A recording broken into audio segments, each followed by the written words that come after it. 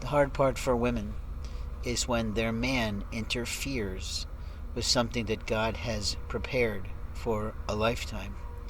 And when they finally arrive, they have to be prepared for the truth and the shock that their choice and selection from the marvelous world of men, as opposed to the one God chose for them, has ruined things on behalf of their version of Satan. You see, a Satan worshiper will always step in to try to take over God's plans and try to put their own plans in place instead of God's plans. But a man of God, a child of the Lord, will listen wholeheartedly to God and never stray from that situation room.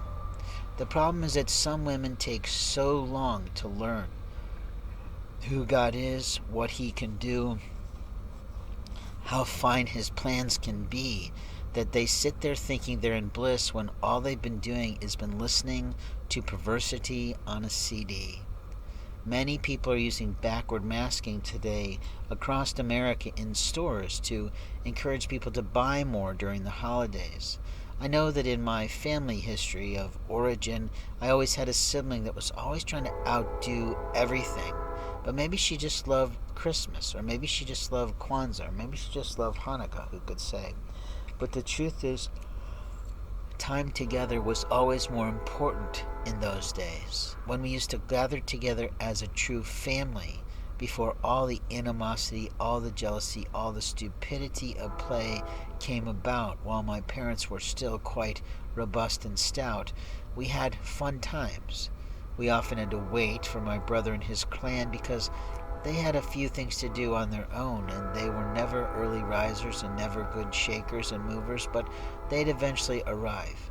Today, there is no relationship that is worth having is not true.